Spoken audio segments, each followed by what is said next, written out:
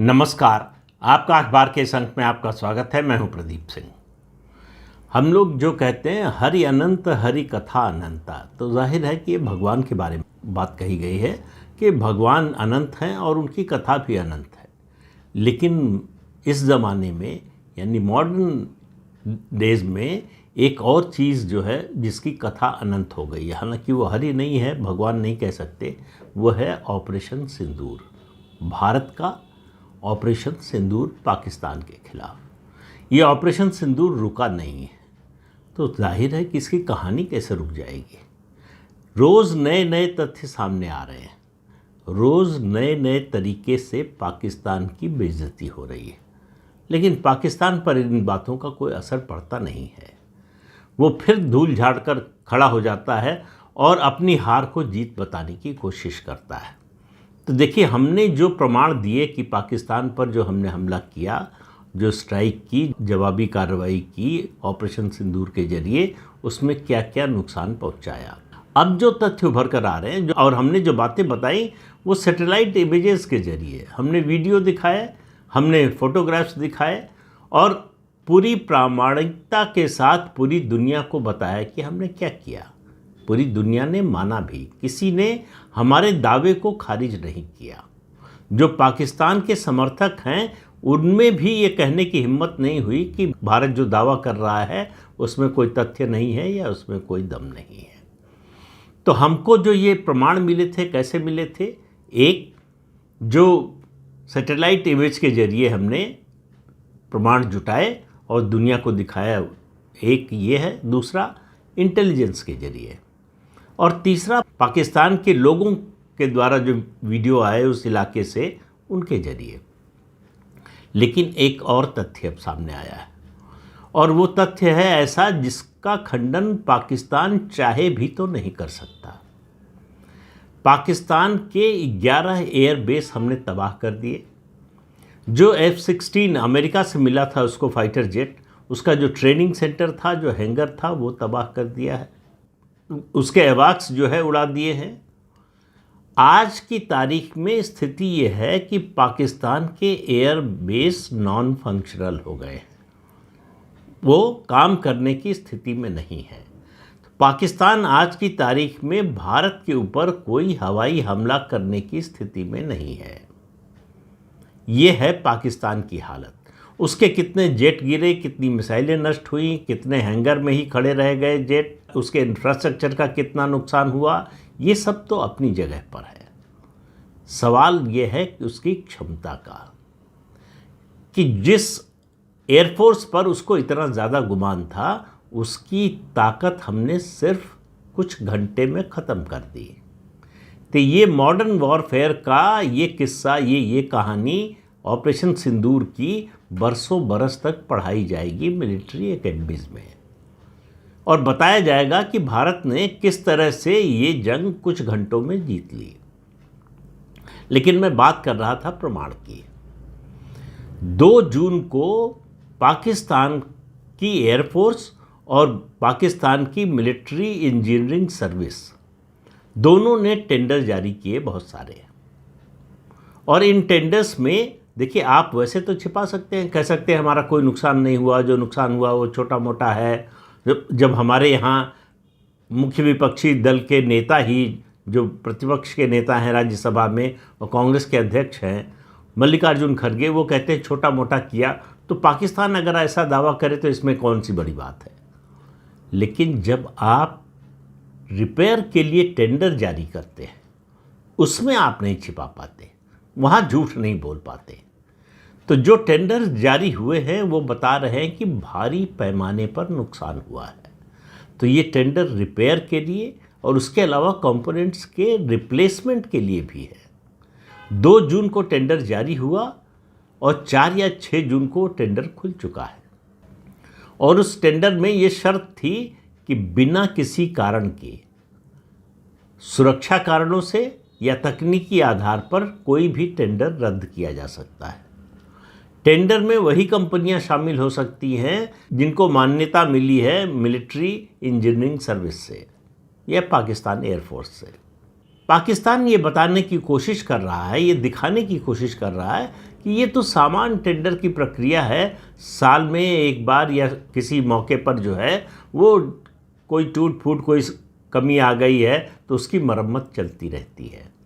लेकिन जब आप टेंडर जारी करते हैं तो आप बताते हैं कि नुकसान क्या क्या हुआ है और रिपेयर क्या क्या होना है और रिप्लेस क्या क्या होना है, तब आप झूठ नहीं बोल पाते हैं। तो इन टेंडर्स के जरिए जो है ऑपरेशन सिंदूर की एक नई कहानी सामने आ रही है कि पाकिस्तान का पूरा एयर डिफेंस सिस्टम ख़त्म हो चुका है। उसके जो चीनी उपकरण थे एयर डिफेंस के वो किसी काम नहीं आए, तुर्की के ड्रोन काम नहीं आए, अमेरिका का F-16 काम नहीं आया और चीन के जो फाइटर जेट थे J-10 और J-17 वो भी काम नहीं आए। सबसे बड़ी बात ये हुई है कि उसके पास जो बॉर्डर यानी LOC पर सर्वेलेंस का जो सारा तामझाम था, जो उसका इंफ्रास्ट्रक्चर था और भारत के सर्वेलेंस को जाम करने का या उसमें इंटरफेयर करने का उसकी ताकत थी, क्षमता थी, वो सब खत्म हो चुकी है। तो आजकल आपको मालूम है कि युद्ध जो है वो ज़्यादातर एक तरह से साइबर वार की तरह हो गया है। वो इंटरनेट के जरिए लड़ा जाता है। जो हथियार चलते हैं ये सब जो है इंटरनेट की सहायता से चलते हैं। इनकी नेटवर्किंग, इनका जो कंट्रोल और कमांड सेंटर होता है वो बहुत बड़ी भूमिका निभाता है। वही तय करता है, वही टारगेट को आइडेंटिफाई करता है, वही टारगेट को लॉक करता है और वही सिस्टम तय करता है कि किस टारगेट को कौन से हथियार से हिट किया जाएगा, किससे मारा जाएगा। तो पाकिस्तान की ये सारी क्षमता ख़त्म हो चुकी है। बहुत से लोग हैं जो चीन का हवा दिखाते रहते हैं, डराते रहते हैं। इससे पहले जो है पाकिस्तान के न्यूक्लियर आर्म्स का हवा दिखाते थे। पाकिस्तान के न्यूक्लियर आर्म्स का हवा तो ऑपरेशन सिंदूर ने ख़त्म कर दिया। अब आप याद कीजिए 6-7 मई जब हमने उसके 9 आतंकवादी ठिकानों पर हमला किया और उसके बाद जब हमने उसके 11 एयर बेस पर हमला किया, उसके बाद से आपको पाकिस्तान सरकार और पाकिस्तान की फ़ौज की ओर से कोई बयान नहीं सुना होगा कि हमारे पास पाव किलो के जो है न्यूक्लियर हथियार है। तो उसका वो ब्लफ तो ख़त्म हो गया। उस ब्लफ पर अभी भी कोई अगर विश्वास करता है तो दुनिया में एक ही व्यक्ति है।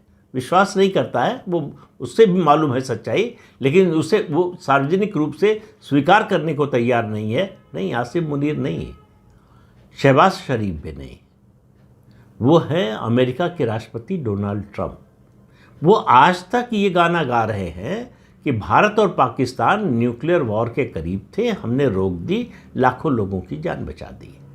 अब ये सपना उनको कब आया, कैसे वो देखते हैं और उस सपने पर उनको अभी तक विश्वास क्यों है, ये समझ से परे की बात है। लेकिन बहुत से कारण हैं, मैं पिछले 2-3 वीडियो में बता चुका हूँ कि उनकी मजबूरी क्या है, उनकी समस्या क्या है। उनकी सबसे बड़ी समस्या ये है कि वो घरेलू फ्रंट पे लगातार फेल हो रहे हैं। तो उनके पास दिखाने के लिए कुछ नहीं है। दुनिया में जो चौधरी की हैसियत थी अमेरिका की, वो धीरे धीरे उसको बहुत बड़ी चोट पहुंची है। रूस और यूक्रेन ने नहीं सुना, हमास और इजराइल ने नहीं सुना, भारत ने नहीं सुना। तो उनको लगता है कि ये झूठ बोलकर वो दुनिया को ये बता सकते हैं कि हमारी अब भी चलती है। लेकिन वो एक अलग पक्ष है। ये जो टेंडर जारी हुए हैं, अब इसकी चर्चा शुरू हो गई है, इसकी जानकारी निकल कर आ गई है। तो वो मुल्ला आसिम मुनीर जो अब जो है फील्ड मार्शल, बहुत से लोग उसको फील्ड मार्शल भी कहते हैं, बन गया है। ये दुनिया का पहला फील्ड मार्शल है जो युद्ध हारने के बाद जिसका प्रमोशन हुआ है, आर्मी चीफ से फील्ड मार्शल बन गया। और जितने बड़े सैन्य अधिकारी हैं दुनिया भर में, किसी भी देश के हों, उन सब लोगों को लगता है कि ये सेना का अपमान है कि हारे हुए फौजी को, हारे हुए जनरल को आप प्रमोशन दे दें, फील्ड मार्शल बना दें। जो लोग फील्ड मार्शल दुनिया में बने हैं, जिन देशों में भी, उन्होंने युद्ध में अपना कौशल दिखाया है, रणनीतिक कौशल दिखाया है, स्ट्रेटजी दिखाई है, लड़ाई लड़ी है, लड़ाई जीती है, इसके बाद फील्ड मार्शल बने हैं। मैंने बताया था हमारे यहाँ से, हमारे देश में जो है 2 फील्ड मार्शल हुए हैं। पहले फील्ड मार्शल हुए थे सैम मानेकशॉ बांग्लादेश युद्ध के बाद, और उसके बाद में जो है बनाया गया था जनरल करियप्पा को, जो हमारे पहले आर्मी चीफ थे। और चूंकि एयरफोर्स में फील्ड मार्शल का पद होता नहीं है, वहाँ मार्शल कहा जाता है, फील्ड मार्शल के बराबर होता है, तो एयर चीफ मार्शल रिटायरमेंट के बाद उनको बनाया गया था अर्जन सिंह को, जो एयर चीफ मार्शल थे। लेकिन पाकिस्तान में तो इससे पहले भी जो बने थे, अब भी जो बने हैं, इन लोगों ने अपने को ही फील्ड मार्शल घोषित करा लिया है। वही आसिम मुनीर का हुआ है। आसिम मुनीर का ब्लैकमेल जो है पाकिस्तान की सरकार पर चल गया कि अगर मुझे फील्ड मार्शल नहीं बनाओगे तो दुनिया में संदेश जाएगा और ये पक्का होता जाएगा कि हम हार गए हैं। तो मुझे फील्ड मार्शल बनाओगे तो ये भ्रम हम दुनिया में पैदा कर पाएंगे कि हम देखिए युद्ध जीत गए हैं, इसलिए हमने अपने आर्मी चीफ को प्रमोट कर दिया। लेकिन झूठ के पाँव नहीं होते, और झूठ बोलने में जो है, झूठ की फैक्ट्री है पाकिस्तान। अपने यहाँ भी एक फैक्ट्री है जिनकी बात फिर कभी करूँगा, लेकिन अभी पाकिस्तान की बात हो रही है। तो पाकिस्तान को झूठ बोलने में कोई शर्म नहीं महसूस होती है। झूठ पकड़े जाने पर भी उसको शर्म नहीं आती, तो लगातार झूठ बोलता रहता है, हमेशा डिनायल के मूड में। अगर कोई दुनिया का एक देश रहता है तो वो पाकिस्तान है। तो अब ये टेंडर की खबर बाहर आ रही है। टेंडर से दुनिया को पता चल रहा है कि पाकिस्तान ऑफिशियली स्वीकार कर रहा है कि उसके किस किस एयरबेस पर और कहाँ कहाँ क्या क्या नुकसान हुआ। और जितना हमने दावा किया, 9 जो है टेरर कैंप या मुख्यालय और 11 एयरबेस, उसके अलावा भी बहुत नुकसान हुआ है पाकिस्तान का। ये सारी कहानी वो टेंडर कह रहा है।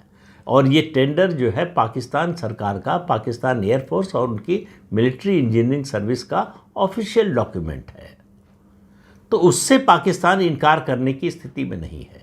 तो अब इस नैरेटिव को रोकना था, तो आसिम मुनीर को भेजा गया, या वो अपनी हो सकता है मर्जी से भी गया हो। वो LOC पर जो है बकरीद वाले दिन से घूम रहा है, जिससे मैसेज ये जाए कि देखिए जीता हुआ जनरल फील्ड मार्शल बन के अपनी सेना का हौसला बढ़ा रहा है मोर्चे पर खड़ा होकर। जब भारत ने स्ट्राइक की 7 मई को, तब आपने चेहरा देखा था आसिम मुनीर का? तब वो कहाँ है दिखाई नहीं दे रहा था। पाकिस्तान ने उसके लिए सुरक्षित बंकर खोजा, जिस बंकर पर किसी बम का असर न हो, ऐसी जगह, सुरक्षित जगह पर उसको छिपा दिया गया था। ये है आसिम मुनीर जो बहादुर होने का दावा करता है। तो इसलिए पाकिस्तान का जो झूठ है वो उसी के सरकारी डॉक्यूमेंट्स के जरिए बाहर आ रहा है। तो इसलिए कह रहा हूँ, ऑपरेशन सिंदूर की कहानी, जब तक ऑपरेशन सिंदूर पूरा नहीं होगा, बल्कि मैं तो कहता हूँ ऑपरेशन सिंदूर के पूरा होने की जिस दिन भारत घोषणा करेगा, उसके बाद तक ऑपरेशन सिंदूर की कहानी चलती रहेगी। और इस ऑपरेशन सिंदूर ने ये जो 2 फ्रंट वॉर का जो एक हुआ था, उसको भी काफ़ी हद तक जो है उसको धराशायी कर दिया है। चीन की जो ताकत समझ में आ रही थी, जो उसका जो परसेप्शन बना हुआ था, वो भी टूटा है। चीन युद्ध में नहीं आया, चीन युद्ध में आता भी नहीं, बहुत चालाक है। उसको मालूम है कि युद्ध में आएगा तो उसकी जो है पोल खुल जाएगी। आप याद कीजिए, लद्दाख में उसने घुसने की कोशिश कब की? जब पूरी दुनिया में कोरोना का कहर चल रहा था। उसको लगा कि इस समय तो भारत की आर्मी पहुंच नहीं पाएगी, तो उसकी जो पुरानी नीति है सलामी स्लाइसिंग की, उसको लगा कि थोड़ा और अंदर घुस जाएंगे, भारत के और हिस्से पर कब्जा कर लेंगे। लेकिन उसको पता नहीं था कि भारत की पूरी फौज क्वारंटाइन हो रखी है। यानी भारत ने अपनी पूरी सेना को कोरोना से बचाने के लिए क्वारंटाइन कर रखा था अपने सैनिकों को। जो भी अधिकारी छुट्टी पर, सेना अधिकारी जो भी या जो है फौजी छुट्टी पर जाता था, तो उसको 14 दिन कैंप में रहना पड़ता था। टेस्ट होता था, वो कोरोना हुआ है नहीं हुआ है इससे कोई मतलब नहीं। बिना 14 दिन कैंप में बिताए और मेडिकल ऑब्जर्वेशन में रहे बिना वो वापस अपनी यूनिट में नहीं जा सकता था। तो इसलिए समय नहीं लगा हमको अपनी 50,000 से ज़्यादा फौज लद्दाख में पहुंचाने में। चीन के लिए ये कल्पना से बाहर था। और उसके बाद जिस तरह से हमने अपने रक्षा उपकरण यानी हथियार पहुंचाए, वो और उसके लिए मुश्किल था। इन 10-11 सालों में हमने जो इंफ्रास्ट्रक्चर डेवलप किया है, और आपने शनिवार को देखा होगा प्रधानमंत्री ने चिनाब पर जो रेल ब्रिज बना है, तो वो इंजीनियरिंग मार्वल है। अभी तक सबसे ऊंचा स्टील का स्ट्रक्चर माना जाता था इस तरह का एफिल टावर को, उससे भी ऊंचा है ये। अब जो बहुत बड़ा समय लगता था हमको रसद पहुंचाने में, फौज पहुंचाने में सीमा पर, ख़ासतौर से चीन से लगी सीमा पर, वो पहुंचाने में हमको कुछ घंटे मुश्किल से लगेंगे। और हमको ट्रकों के जरिए नहीं, वो एक खतरा होता था। ट्रकों का कॉन्वॉय चल रहा है, ऊपर से अगर हमला हो गया मिसाइल का, बम का, अब ट्रेन के जरिए जाएगा और कुछ घंटे में पहुंच जाएगा।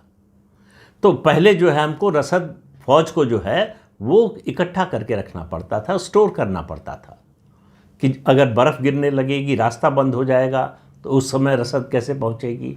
ये सब चिंता दूर हो गई है।